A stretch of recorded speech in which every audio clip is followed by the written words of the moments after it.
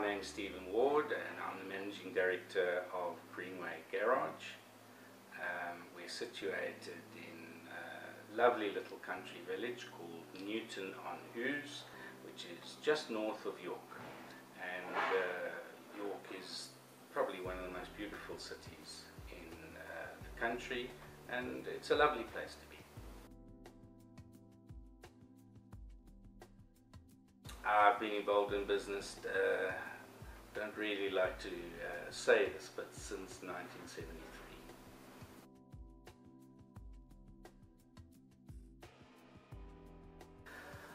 I think there's two types of people. There's people that can work for, large or small organizations, and there's people who are more entrepreneurial and prefer to work for themselves. I'm not sure that you can be trained to be an entrepreneur, or you can, study to be a small business person. I think you're sort of born that way, and I think one of the things you're born with is sort of a belief in yourself and the tenacity to work very, very hard. I've always worked for myself, except for 1 year when I worked for a large advertising agency, which I thoroughly enjoyed. But I knew in my heart of hearts I'm a businessman who likes to work for myself. I think the problem is that, like many small business people, I just don't like having a boss. I like making my own decisions.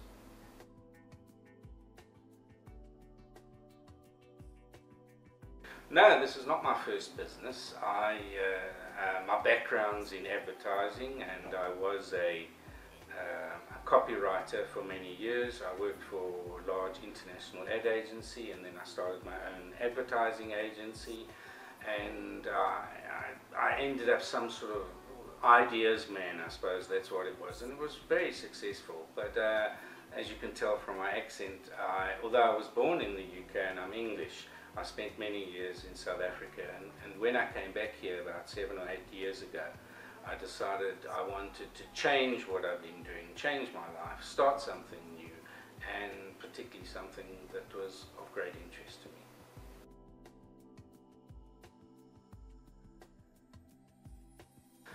How did I get into it? I've always loved sports cars, and I've always loved classic cars, and it had always been in the back of my mind that one day I'd like to be involved with a business that dealt in classic and sports cars. And it's always better, I think, if you do run your own business, to be passionate about it. I know there are people out there who don't care about what business they run as long as it makes money. They can make, they're in the business of nuts and bolts or something like that. I'm not like that. I need to love the product I'm working with, and the product I'm working with here is classic cars, and they're just fabulous.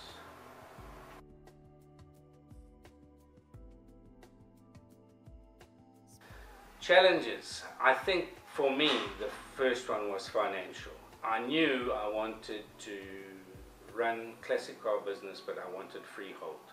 I wanted to own the building, and that meant I had to make a huge financial commitment, and raising the money was not easy, and I think that was the biggest challenge I faced. But apart from that, because I'd spent many years in South Africa, when I came back to the UK, and this is something that people generally don't realize how important it is, I didn't have that network.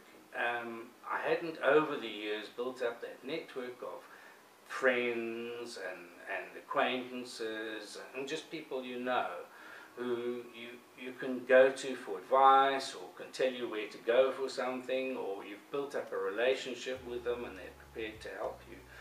For me, I really started on my own, and it was very tough in the beginning.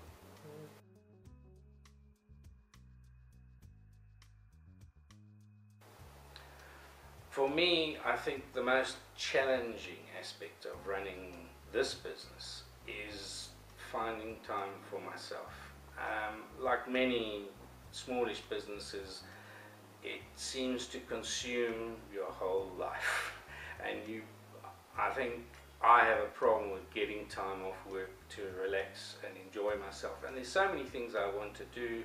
I I want to travel, I want to go to America to see Monterey Week and Pebble Beach. I like to go to Europe and see some of the classic car shows. I do get to them, but it's rare and infrequent, and I wish I had more spare time to enjoy my hobby more. Right, okay. So have you got ideas of how you can create that time? If that's a challenge, you must have thought about how do you crack that nut, so to speak. I mean, if you're going to do these things, who's going to look after this place? What's the way forward on that one? I think the way forward is we need to grow the business, because I think we need to increase the staff. And to do that, we need to increase the amount of business we get in. And I think with a slightly larger staff complement, it would perhaps give me an opportunity to be less hands-on on the day-to-day running of it. So hopefully I would have a little bit more time to myself.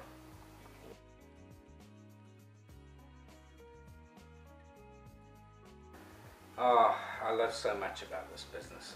I think a lot of our customers are just wonderful people, and I think I can say a lot of them become friends.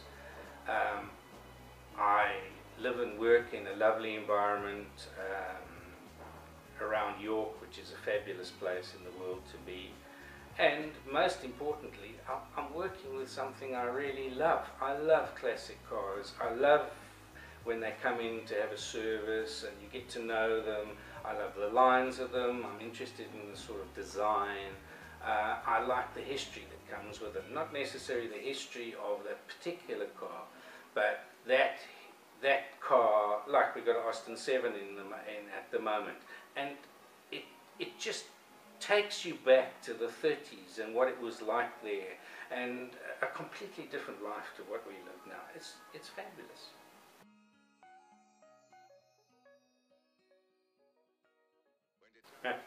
I don't have an average work day. I think most people who run their own business would say that. Because it's small, we don't need, fortunately, all those policies and regulations and structure that a large corporation needs. We can just pretty much, if I need a meeting, I just walk up to my staff and we start talking. It's as simple as that. And I think walking around and seeing what's going on, which I do a lot of, is part of my job, and it's something that I enjoy doing, and it means that I don't really have a structured day. The day, to some extent, organizes me, because it depends what customers arrive, what cars we got in, what problems we face, what parts we need. So I don't have a structured work life, and I wouldn't want one. And obviously it makes every day different, which is more fun.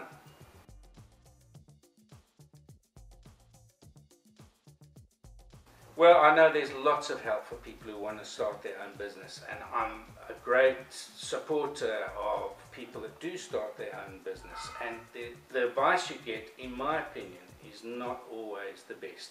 People say, oh, you have to have a business plan, and then you've got to consider the market, and then you've got to write this, then you need to do market research, and so on and so forth.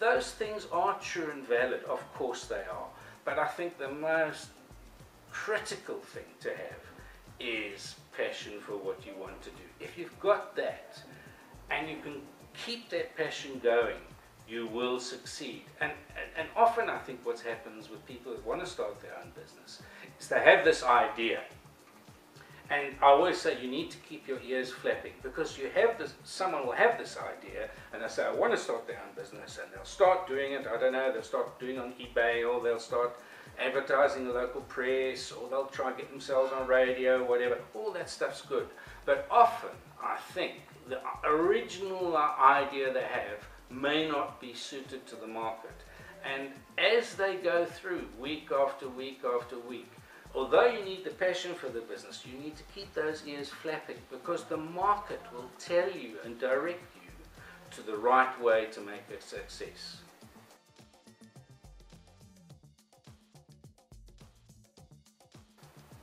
Marketing this business, it's strange as an ex-advertising marketing man that I should say that this business has not been well marketed, and a lot of it's my own fault. but we do have a good website, which helps. And I think because of the type of business it is important that the work we do on every customer is good and to a high standard, because that's the very best marketing we can do. Someone who owns a classic car, their pride and joy, if we look after it, do a good job, charge a reasonable amount, they will tell their friends. And everybody who owns a classic car goes to shows or takes it on Sunday drives. They talk to people, they talk to other classic cars, and that's the best way we can market this business. It's a small business, and it's very much a business that relies on our customers saying a good word for us.